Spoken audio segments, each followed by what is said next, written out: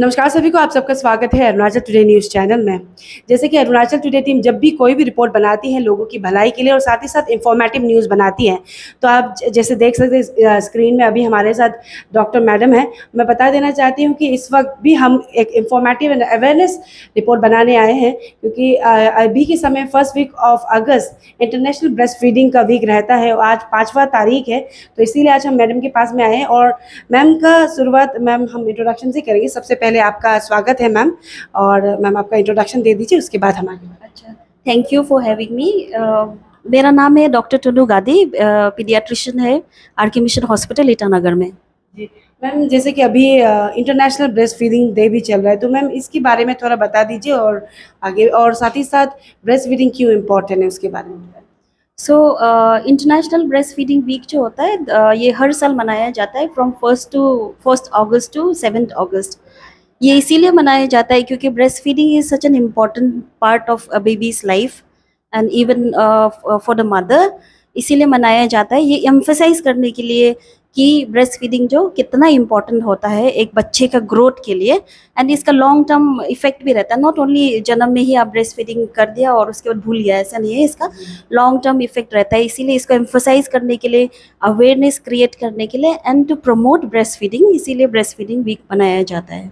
और मैम जैसे आपने कहा है कि मतलब सिर्फ बड़े होकर ही, छोटे में ही नहीं, बड़े में भी जो ग्रोथ को लेकर भी काफ़ी इम्पोर्टेंट रहता है, तो हम मैम आपसे जानना चाहेंगे कि क्या इम्पोर्टेंट रहेगा, क्योंकि अभी के समय में हम देखें तो ज़्यादा अवेयरनेस नहीं होने की वजह से जो न्यू बॉर्न जो न्यूली मदर होता है, उन लोग बाज़ार का जो प्रोडक्ट्स होता है उसको यूज़ करने ज़्यादा प्रेफर करते हैं। तो एग्जैक्टली मैम बताइए कि कितना इम्पोर्टेंट रहता है और मैक्सिमम पीरियड क्या रहता है कि उतना तक बच्चा को ब्रेस्ट फीडिंग करना चाहिए। एग्जैक्टली। सो जैसे आपने कहा आजकल बहुत कमर्शलाइज प्रोडक्ट्स यूज़ करते हैं, but this is very harmful for the baby. तो ब्रेस्ट फीडिंग जो होता है this is the best food जो बेबी को चाहिए होता है, because it is complete nutrition होता है इसमें ना, complete nutrition. In fact it is the birth right. Even ऐसा बोला जाके this is the soul of the baby, जो ब्रेस्ट मिल्क जो होता है मदर का। तो इसका काफ़ी एडवांटेजेस है बेबी के लिए भी and for the mother also, and plus जो हमारा एक नेशन का इकोनॉमी के लिए भी ये बहुत इंपॉर्टेंट होता है। तो बेबी के लिए क्या इंपॉर्टेंट होता है कि ब्रेस्ट मिल्क होता है, अभी सबको पता है कि ब्रेस्ट मिल्क जो कंप्लीट फूड है बेबी के लिए, और काफ़ी डायनेमिक होता है उसका। बेबी डायनेमिक मीनिंग कि बेबी का नीड का अकॉर्डिंगली वो चेंज होता रहता है, वो इतना डायनेमिक होता है। प्लस अगर जैसे कि एक फुल टर्म बेबी हो गया जो पूरा 9 महीना में जन्म हुआ, और एक प्री टर्म बेबी हो गया, तो मदर का जो बॉडी होता है नेचर ने ऐसा बनाया है कि अगर वो फुल टर्म बेबी आपने डिलीवरी किया फुल टर्म बेबी, तो आपका मिल्क आउटपुट जो होगा वो, और इवन मिल्क का जो न्यूट्रिएंट कंटेंट होगा that will be according to the child gestation. जैसे टर्म बेबी हो गया तो टर्म बेबी के लिए ही निकलेगा उसका मिल्क ब्रेस्ट से, और अगर प्री टर्म बेबी हुआ तो अकॉर्डिंगली, मतलब प्री टर्म बेबी को जो ज़रूरत आता है वही निकलता है उस मदर का मिल्क से, तो ब्रेस्ट से। तो टेलर मेड होता है बेबी के लिए। So it is customized milk है बेबी के लिए, नेचुरल होता है ना, कि आपको उसको कोई कंटेनर का ज़रूरत नहीं होता है, ना बॉईल करना पड़ता है, ना खरीदना पड़ता है, तो कंटामिनेशन का पार्ट भी चला जाता है ना। सो इसीलिए ब्रेस्ट मिल्क जो होता है बेबी को प्रोटेक्ट करता है वो। तो प्रोटेक्शन कैसा होता है, एक तो है कंटामिनेशन नहीं होता है, नॉर्मल बॉडी टेम्परेचर में आता है, उसको बॉईल भी नहीं करना पड़ता है। थर्डली होता है कि आपने जो बेबी का ग्रोथ के लिए जो चीज़ जरूरत, जैसे प्रोटीन्स हो गया, कार्बोहाइड्रेट होगा, फैट हो गया, विटामिन मिनरल, सब चीज़ मदर का मिल्क में रहता है। एंटीबॉडीज रहता है मदर्स मिल्क में। जो फर्स्ट मिल्क जो निकलता है दैट इज कॉल्ड कोलेस्ट्रॉम, जो फर्स्ट 3 डेज में निकलता है, वो एकदम येलो येलो करके गाढ़ा करके ये क्या बोलते हैं आपका, बटर जैसा दिखता है वो। तो वो इसीलिए कलर ऐसा है क्योंकि it has lot of antibodies होता है, एंटी इन्फेक्टिव एजेंट्स होता है उसमें, फैट होता है जो बेबी का सैटिटी को फुल कंप्लीट कर देता है, तो इसलिए बेबी को इतना भूख नहीं लगता उतना अमाउंट से, थोड़ा सा। तो what is saddening is that बहुत जगह में इट वाज सीन कि 50% बच्चा लोग को ये कोलेस्ट्रॉल नहीं मिलता है, गंदा दूध है बोल के फेंक देता है उसको। जबकि ये जो है इतना रिच वाला फूड होता है जो बेबी को, हर बेबी को मिलना चाहिए। तो इतना इम्पोर्टेंट है कि इसको भी बोलते हैं कि ये जो फर्स्ट बेबी का फर्स्ट वैक्सीनेशन है ऐसे बोल के, इतना इम्पोर्टेंट होता है वो। तो बेबी का फर्स्ट वैक्सीनेशन है बोल के इसको नाम दिया गया है ना। ये हो गया इमीडिएट प्रोटेक्शन का। तो एंटीबॉडीज जब ब्रेस्ट मिल्क से जब आपका एंटीबॉडी एंटीबैक्टीरियल बॉडी में चला जाता है, एंटीवायरल चला जाता है, तो बेबी का इम्यून सिस्टम जो एक्टिवेट होना शुरू होता है, तो इसका वजह से बेबी को डायरिया, निमोनिया का, ईयर इन्फेक्शन, वो सब कम हो जाता है। तो दीज आर मतलब आपका इमीडिएट प्रोटेक्टिव जो इसका इफेक्ट होता है ब्रेस्ट मिल्क का। तो लॉन्ग टर्म इफेक्ट भी देखा गया है कि अगर आप बेबी को एक्सक्लूसिवली ब्रेस्ट फीड करता है till 6 months, that is 180 days, first 180 days का जो बेबी का लाइफ होता है उसमें अगर आपने ब्रेस्ट मिल्क दिया उसको एक्सक्लूसिवली, इसका भी एक्सक्लूसिव ब्रेस्ट फीडिंग का मतलब होता है कि एक्सेप्ट फॉर ब्रेस्ट मिल्क कुछ नहीं देना है बेबी को अनलेस मेडिकली इंडिकेटेड। पानी नहीं देना है, हनी नहीं देना है, मुंह में मतलब कुछ एक्स्ट्रा चीज़ जाना ही नहीं है। अगर मेडिसिन प्रिस्क्राइब किया डॉक्टर ने कुछ इंडिकेशन देख के, उसका अलावा कुछ और नहीं देना है। तो अगर आप इसको 6 मंथ देता है, 6 मंथ में भी पेशेंट कंप्लीट भूल जाता है कि कंफ्यूज हो जाते हैं कि 6 महीना मतलब बिगिनिंग ऑफ 6 मंथ या एंड ऑफ 6 मंथ में कब। तो इसलिए हम पेशेंट को क्लियर कट बोल देते हैं फर्स्ट 180 डेज, तो इसमें कोई कंफ्यूजन नहीं है। फर्स्ट 180 डेज में आपको बस ब्रेस्ट मिल्क ही देना है, प्लस अगर मेडिसिन कुछ डॉक्टर बोलते हैं तब देना है। तब अगर आप एक्सक्लूसिव ब्रेस्ट फीडिंग करेगा तो लॉन्ग टर्म इफेक्ट देखा गया है कि अगर आप दो बच्चे को कंपेयर करता है, जो बेबी आपका टॉप मिल्क लिया है जैसे फार्मूला मिल्क लिया है, और एक बेबी है जो एक्सक्लूसिवली ब्रेस्ट फेड है टिल 6 मंथ्स ऑफ एज ना, तो दोनों को कंपेयर किया, आईक्यू को देखा गया, तो the baby who has been breast fed exclusively for the first 6 month has higher IQ compare to the baby who was on top milk. तो हायर आईक्यू होने का वजह से उसका क्या होता है कि परफॉर्मेंस इन लाइफ जो होता है वो भी बढ़ जाता है। तो ये परफॉर्मेंस बढ़ने का वजह से हमारा इकोनॉमी को इनडायरेक्टली वो इफेक्ट करता है। So this is one of the economy boosting effect of breast milk. ये हो गया।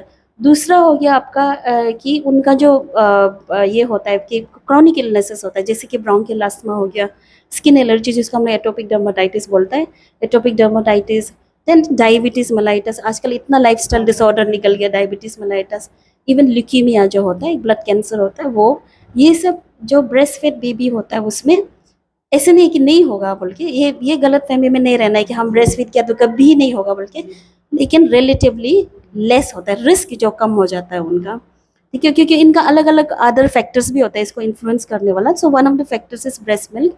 तो इसीलिए ये सब कम हो जाता है। तो ये हो गया आपका बेबी का ऊपर में जो उसका इफेक्ट है ना। मदर के ऊपर में क्या इफेक्ट होता है, एक होगा बेबी का साथ बॉन्डिंग होगा, तो कुछ कुछ हार्मोन रिलीज होता है ब्रेस्ट फीड करते समय, ऑक्सीटोसिन हार्मोन हो गया which makes the mother feel good, prolactin hormone release होता है जिससे मदर को अच्छे से नींद आएगा ना, और उसके बाद इमोशनल बॉन्डिंग हो जाता है अपना बेबी का साथ में ब्रेस्ट फीडिंग करते करते।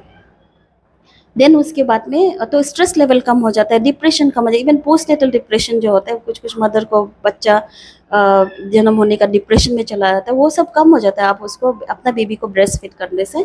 देन दूसरा मेडिकल जो असर होता है कि जो मदर जो अपना बेबी को ये ब्रेस्ट फीडिंग करता है, एक्सक्लूसिव ब्रेस्ट फीडिंग, उनका ओवेरियन कैंसर, ब्रेस्ट कैंसर बहुत कम होता है उन लोग में, ऐसा देखा गया है वो ना। तो these are the benefits for the mother. तो अगर बेबी को ब्रेस्ट फीड किया आपने, बेबी बीमार भी कम होगा, तो she can join her duties much earlier ना, और मच बेटर अच्छे से वो ज्वाइन करता है, she will be more productive, her child will be more productive. So indirectly वो आपका इकोनॉमी को, हमारा जो नेशनल इकोनॉमी है उसको वो असर करेगा। So this is the importance. और मैम जैसे आपने मेंशन किया और मैंने पूछा था कि मैक्सिमम ड्यूरेशन में ब्रेस्ट फीडिंग कब तक, 6, आप जैसे बताया 6 मंथ। 6 मंथ मैक्सिमम ड्यूरेशन है, 6 मंथ जो एक्सक्लूसिव ब्रेस्ट फीडिंग करना है। उसके बाद आपको कंटिन्यू करना है till 2 years of age, at least 2 years of age तक कंटिन्यू करना है आपको। 6 मंथ में एक्सक्लूसिव सिर्फ ब्रेस्ट मिल्क, 6 महीने कंप्लीट 180 डेज कंप्लीट होने के बाद में देन आप उसको कॉम्प्लीमेंट्री फीड देता है, खाना पीना उसका तो अलग ही बहुत बड़ा वो है, मतलब उसको डिस्कस करते करते बहुत टाइम चला जाएगा वो ना।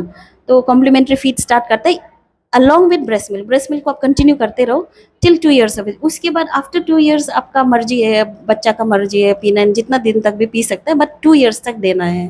तो मतलब मैक्सिमम, मतलब मिनिमम कहा जाए तो, लेकिन एक्सक्लूसिवली जो आपने कहा 6 महीना तो ब्रेस्ट फीडिंग देना ही है। और मैम और एक सवाल रहेगा, जैसे काफ़ी लोग का ऐसा होता है कि अभी नया नया माँ बनता है तो उनका मिल्क नहीं निकलता है, मतलब थोड़ा इश्यूज रहता है, तो उसको किस तरीके से देखा जाएगा मैम? हाँ, ये आपने बहुत अच्छा सवाल पूछा है।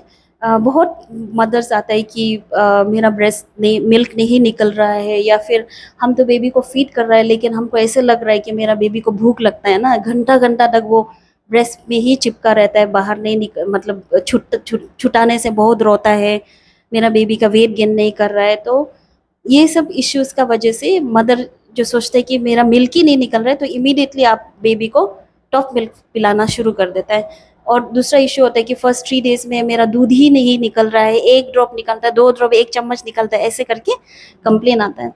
तो इसको समझने के लिए ये है कि ये जो ब्रेस्ट फिजियोलॉजी को समझना पड़ेगा कि मिल्क आउटपुट जो कितना कितना होता है नॉर्मली जो होता है ना। तो जैसे फर्स्ट 3 डेज में आपका जो मिल्क आउटपुट बहुत कम होता है, around 5 ml, 5 to 7 ml। 5 ml मतलब जो टी स्पून चाय का चम्मच छोटा वाला, वो या उस 1 चम्मच या एक आधा चम्मच उतना ही निकलेगा। देन उसके बाद में 3 डेज होने का बाद में वो थोड़ा करके बढ़ जाता है, 20-25 ml बढ़ता है। देन उसके बाद 1 वीक तक वो आपका 40-50 ml निकलता है ना। देन उसके बाद में आफ्टर 1 वीक जो आपको जाके 50 मतलब 150 जैसा निकलेगा। सो इमीडिएटली जन्म का साथ साथ में ये नहीं सोचना है कि हाँ मेरा बेबी को पूरा 150 ml ऐसे पिलाना है, बल्कि जो फर्स्ट 3 डेज में जो 5 ml निकलता है वही बेबी के लिए इनफ है। ठीक है, तो इसमें भी ये हम जब मेरा पेशेंट मेरे पास में आता है, हम जबरदस्ती फीडिंग मत करो बोलते हैं ना, क्योंकि स्टमक साइज होता है ना बेबी का, जो फर्स्ट 3 डेज में the size of a marble, छोटा सा मार्बल का साइज होता है। देन 3 डेज के बाद में जाके वो ये जो अखरोट का ना, वालनट, आपको तो पता होगा, वालनट का साइज होता है। देन उसके बाद जाके आफ्टर 7 डेज वो एक बड़ा वाला अंडा का साइज हो जाता है। तो आप सोच के देखो, इतना छोटा एक मार्बल साइज स्टमक है, उसमें आप 50 ml डाल दिया तो कितना बेबी का तो डिस्टेंशन होगा, पेट डिस्टेंशन होगा, वॉमिटिंग ज़्यादा होगा। तो ऐसे प्रॉब्लम करके पेरेंट्स वापस आ जाता है। तो इसलिए फर्स्ट 3 डेज में जितना भी दूध निकलता है वो आपका 5 ml जैसे 1 चम्मच जैसे जो दूध निकलता है वो that is enough for the baby. उसको पी के बेबी सेटिस्फाई हो जाएगा। अगर इसमें आपको प्रॉब्लम लगता है कि बिल्कुल 1 ड्रॉप भी नहीं निकल रहा है, बोलने से we are there to help the mother. तो ये है, ठीक है। एंड इफ अगर आप चिंता करते रहेगा कि मेरा दूध नहीं निकल रहा, दूध नहीं निकल रहा है, तो वो प्रोलैक्टिन ऑक्सीटोसिन हार्मोन रिलीज नहीं होगा, तो और भी दूध नहीं निकलेगा, तो प्रॉब्लम होगा उसमें। मैम कुछ दिन पहले मुझे मैसेज आया था, एक टीनेजर ही है लड़की, उसका मतलब बेबी हुआ था। तो ये जानना चाहेंगे, जो लोग टीनेजर हैं, जैसे मान लीजिए स्पेशली अगर हम देखें अरुणाचल में तो काफ़ी छोटे छोटे लड़कियां माँ बन रही हैं, तो उनको ब्रेस्ट फीडिंग करना ठीक रहेगा क्या मैम, वो भी थोड़ा बता दीजिए। तो टीनेज मदर्स, अभी जैसे जैसे अर्बनाइजेशन हो रहा है, हम लोग को टीनेज मदर्स बहुत देखने को मिलता है। तो टीनेज मदर का ऑब्वियसली ब्रेस्ट फीडिंग तो करना ही है उन लोग को, लेकिन teenage mother needs more help than the other mothers ना। एक तो है उनका कॉन्फिडेंस लेवल बहुत कम होता है, दूसरा होता है कि वो इमेच्योर रहता है उसका सोच वोच, तो उसको समझ में नहीं आता है। थर्ड होता है कि इमोशनल लेबिलिटी बहुत ज़्यादा होता है उनका ना, तो कुछ ज़्यादा फोर्स भी नहीं कर, प्यार से बात करना पड़ता है उन लोग को। तो ये सब चीज़ होता है। तो इसलिए उनके लिए अलग से एक्चुअली आइडियली क्या होता है कि ऐसे वाला मदर को भी एंटीनेटल पीरियड में, जब बेबी जन्म देने से पहले ही काउंसलिंग स्टार्ट होना है कि आपका बेबी को ब्रेस्ट फीडिंग करना है बोल के। देन उसको ट्रेन करके, देन जैसे ही बेबी डिलीवर होगा तो हेल्थ प्रोफेशनल उसको बिठा के उसको सिखाना है कि किस तरह से ब्रेस्ट फीडिंग करना है बोल के ना। तो ये तो, लेकिन ब्रेस्ट फीडिंग तो कंटिन्यू करना है। मैम जैसे आपने क्योंकि आप भी काफ़ी एक्सपीरियंस है रिगार्डिंग चाइल्ड, क्योंकि आप चाइल्ड स्पेशलिस्ट हैं, तो मैम हम जानना चाहेंगे कि अरुणाचल में, क्योंकि अभी आप आर के मिशन में काम कर रहे हैं, तो मैम आर के मिशन या फिर आपके नॉलेज में ऐसा कुछ अरुणाचल में है जहाँ पे ऐसे टाइप का काउंसलिंग करा पाए, even like not only the जो टीनेजर्स, जो लोग न्यूली मदर बनते हैं अडल्ट एज में भी, तो उनके लिए ऐसा कुछ है, ताकि क्योंकि ये सब टॉपिक को लेकर लोग इतना फ्री नहीं रहता है जाके कहीं भी डिस्कस करें तो ma'am. To my knowledge honestly अभी तक I don't think there is any antenatal counselling breast feeding के लिए, बट आई थिंक ये बहुत ही ज़रूरी चीज़ है। We should start it as early as possible. But इसके लिए प्रॉब्लम ये होता है कि आपको ये मैन पावर का बहुत ज़रूरी होता है। जैसे ब्रेस्ट फीडिंग सिखाना, इसमें हम अभी आपको बता देगा पोजिशनिंग, अटैचमेंट, वो सब क्या होता है ना। इसको सिखाने के लिए आपको, आप जस्ट जाके 5 मिनट में नहीं सिखा सकता उसको, आपको बैठ के मदर के साथ में 1 घंटा 2 घंटा लग सकता है वो करने के लिए। तो इसके लिए मैन पावर का बहुत ज़रूरी होता है। तो एंड लैक्टेशनल कंसल्टेंट होता है। आई थिंक वो जो यंगर डॉक्टर्स है they can opt for lactational consultation, ये सब ये प्रोग्राम्स होता है वो कर सकता है। तो मतलब स्टार्ट करने से बहुत अच्छा है। अभी तक तो नहीं है कोई भी, नहीं नहीं, पोस्ट नेटली होता है होने के बाद। वो भी एक्चुअली हेल्थ प्रोफेशनल लोग, हम लोग का ड्यूटी क्या है कि एक्टिवली आपको सर्च करके किसका ब्रेस्ट फीडिंग का प्रॉब्लम है, या फिर सब मदर को आइडियली सबको जाके सिखाना होता है। लेकिन I don't know if it is right to express this on this platform, लेकिन हम लोग का टाइम इतना, मैन पावर इतना कम, इतना शॉर्टेज है हम लोग का कि वो कर नहीं पाता है हम लोग। लेकिन जितना हो सकता है, जैसे कोई पेरेंट मेरा पास आ गया, हम बता देते हैं उसको, जितना हो सकेगा बोल लेते हैं, कोशिश करते हैं बताने के लिए। और आई गेस काफ़ी लोगों को, I mean like specially women जो नया बनने वाला है मदर, या फिर जो लोग ऑलरेडी है, आई गेस आपके द्वारा काफ़ी उन्हें इन्फॉर्मेशन मिला होगा मैम।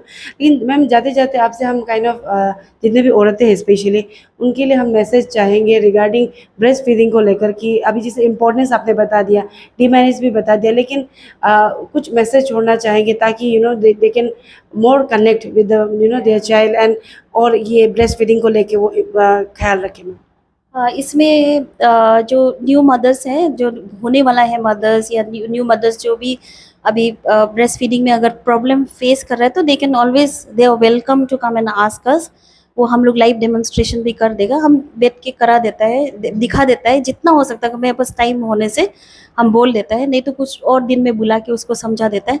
लेकिन जो सक्सेसफुल ब्रेस्ट फीडिंग एस्टेब्लिश होने के लिए दो चीज़ बहुत इंपॉर्टेंट है। थोड़ा टाइम लगेगा, बता देगा ना। उसमें क्या होता है, positioning and attachment, positioning of the mother and positioning of the baby and attachment of the baby to the breast. ठीक है, तो इसमें पोजिशनिंग क्या होता है कि मदर को सबसे पहले कंफर्टेबल पोजीशन में बैठना है वो। ठीक है, ऐसे नहीं कि हमेशा बैठ के ही पिलाना है या लेट के पिलाना है, जो पोजीशन में वो कंफर्टेबल है उसमें बैठना है। इसमें कुछ कुछ इम्पोर्टेंट पॉइंट्स है, उसको आपको मतलब याद रखना है। तो एक हो गया मदर्स पोजीशन, सेकेंड हो गया बेबी का पोजीशन ना। तो बेबी को आप किसी भी तरीका से पकड़ सकते हैं, ऐसे पकड़ सकता है, इधर से भी ऐसे पकड़ता है, बेबी का हेड यहाँ में है ना, ऐसे कर, this is called football positioning. तो कैसे भी पकड़ सकते हैं आप, लेट के, कोई कोई बेबी ऐसे, अब माँ लेटा हुआ है, बेबी यहाँ से पीटा है ना, ऐसे सीधा लेट के।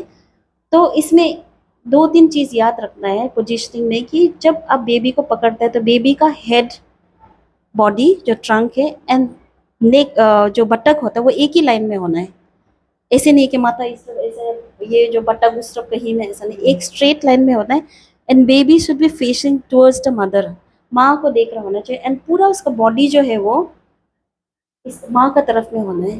कुछ कुछ ब्रेस्ट फीडिंग वाला हम देखा था, माँ लोग ना, माँ तो इधर ऐसे चिपका हुआ है, लेकिन बदन उधर, पैर उधर, ऐसे करके, ऐसे नहीं, एक लाइन में होना है टुवर्ड्स द मदर। और बेबी का एब्डोमेन, जो पेट, जो मम्मी का पेट को टच करना होना है, और वो चिन जो है वो मदर का ब्रेस्ट को टच करना होता है। सो दिस इज पोजिशनिंग ना। और अटैचमेंट क्या होता है कि जब बेबी हंग्री होगा ना, अच्छा इसमें भी बताएगा हंगर क्यूज क्या होता है बेबी का ना।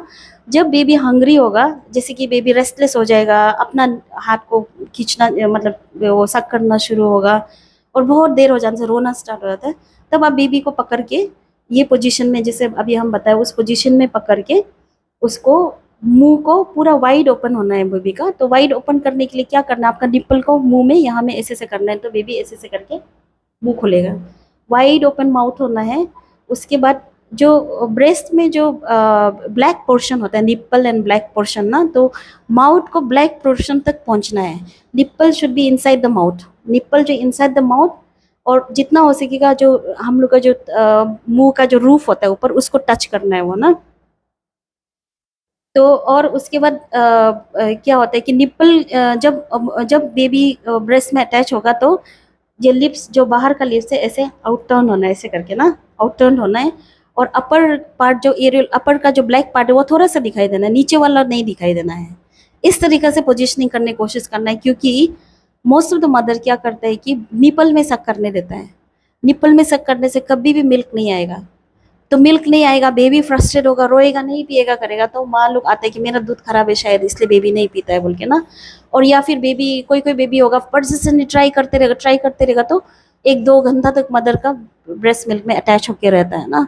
तो ये positioning and attachment is very important to establish a successful breast feeding. तो अभी डेमोन्स्ट्रेशन नहीं कर पा रहा है, जब कोई जानने दिल उनसे मेरे पास आ सकता है, हम सिखा देगा, उसको बता देगा कि कैसे करके अटैचमेंट और पोजीशनिंग को करना है बोल के ना। तो इस ये है। तो अगर आपको और दूसरा इम्पोर्टेंट चीज़ है कि ब्रेस्ट बहुत स्पेशली यंग पेरेंट्स को हम देखा ना, उन लोग बेबी का फीडिंग को स्केड्यूल करता है कि 2 आवर्स में देगा करके, एकदम टाइमर लगा के, मोबाइल में ऐप आता है आजकल, टाइमर लगा के अलार्म लगा के रखता है ना। वो नहीं करना है, वो करने से आप भी स्ट्रेस में रहेगा, बेबी भी स्ट्रेस में रहेगा। रिलैक्स होकर रहो, ऑन डिमांड फीडिंग करना है। बेबी जब अपना हंगर क्यूज देगा ना, आपका हंगर साइंस देगा, उसी समय में उसको ब्रेस्ट फीड करना है। जब वो पी के सेटिस्फाई हो जाएगा, बेबी सो जाएगा। ये एक पॉइंट हो गया ना, डिमांड फीडिंग, ऑन डिमांड करना है फीडिंग। देन सेकेंड चीज़ है कि आपको कैसे पता चलेगा कि मेरा बेबी को एडुकेट ब्रेस्ट फीडिंग हो रहा है बोल के। तो ब्रेस्ट बेबी जो है आफ्टर 5 days ऑफ डिलीवरी ना, 5 दिन होने का बाद में baby will pass at least 6 urines per day. 24 hours में 6 यूरिन पास करेगा, और पोटी भी होगा उसका। गोल्डन येलो कलर का पोटी दिन में 8 बार भी कर सकता है। वो दूध पिएगा पोटी कर देगा, दूध पिएगा पोटी कर देगा, that is normal. And adequate weight gain होगा। आप अपना पीडियाट्रिशियन का पास में जाओ एवरी मंथली वेट चेकअप कराने के लिए। So these are signs of adequate breast feeding. पीने का बाद बेबी आराम से सो जाएगा, 3-4 घंटा के लिए भी सो सकता है। जैसे जैसे बड़ा होते जाएगा उसका स्लीप ड्यूरेशन भी इंक्रीज होते जाएगा। So these are the signs कि आपका बेबी एडुकेटली फीड हो रहा है। तो इसको देख के आप रिलैक्स रहना है। आप रिलैक्स नहीं रहेगा, ज़्यादा चिंता करेगा, ज़्यादा स्केड्यूलिंग करेगा फीड को, बेबी नहीं पिएगा ना। आप बेबी का पेट ऑलरेडी भरा हुआ है, लेकिन आप 2 घंटा अलार्म बज गया इसलिए हम अभी 2 घंटा पिएगा ही नहीं वो, तो वो और फ्रस्ट्रेट हो जाएगा, और दूध देने के लिए करेगा। मतलब वो एक साइकिल बन जाता है ये चीज़। जो ज़्यादातर माँ ऐसा होता है कि माँ को कुछ बीमार हो रहा है तो वो दवाई ले रहा है ना, तो बिना पूछे ही वो ब्रेस्ट फीडिंग बंद कर देता है। तो ये बात जानना बहुत ज़रूरी है कि बहुत कम दवाई है जो ब्रेस्ट मिल्क से जाके बेबी को अफेक्ट करेगा ना, बहुत कम दवाई है। एंड दोज आर जैसे एंटी कैंसर ड्रग हो गया, और रेडियो एक्टिव कुछ ले रहा है, रेडियो आयोडीन, ये सब लेने से तब हम लोग ही मना करेगा आपको मत। कोई एंटीबायोटिक खा रहा है, ठीक है, तो कोई खांसी का दवाई खा रहा है, सर्दी का दवाई खा रहा है, वो बंद करने का ज़रूरत नहीं है। इसमें भी बहुत पूछता है मदर। कोई कोई मदर को क्या होता है कि ये क्या बोलते हैं, आपका ब्रेस्ट एब्सेस बन जाता है ना, तब भी आके ब्रेस्ट फीडिंग बंद करने के लिए बोलते, आप खुद ही बंद कर देते हैं। ऐसे नहीं करना, आप आके पूछो। ब्रेस्ट का स्टेटस को देख के हम लोग बोलेंगे कि बंद करने के लिए। यूजुअली आइडियली बंद नहीं करना होता है। कुछ कुछ में ऐसा होता है कि ब्रेस्ट में कोई प्रॉब्लम नहीं है, बस निपल से ब्लड निकल रहा है, तब भी उन लोग ब्रेस्ट फीडिंग को बंद कर देता है। वो भी नहीं करना है। जिस कभी कभी क्या होता है, ब्रेस्ट पे ब्लड सप्लाई इतना स्पीड से रश होता है ना कि वो ब्लीडिंग हो सकता है, वो चीज़ जो तो 5-6 दिन तक रहता है, उसके बाद ठीक होता है। उसमें भी कंटिन्यू करना है ब्रेस्ट फीडिंग। मतलब कुछ भी डाउट होने से आके पूछना है, अपने आप बंद नहीं करना है, ये बोले। तो मैम जाते जाते थैंक यू सो मच हमारे साथ जुड़ने के लिए, और इतना इम्पोर्टेंट कह सकते हैं क्योंकि मुझे भी आज पता चला, एंड आई गेस मेरी तरह काफ़ी लोग जो महिला है वो भी इंफॉर्मेशन उन्हें मिला है। तो ma'am thank you once again for joining us. Thank you ma'am.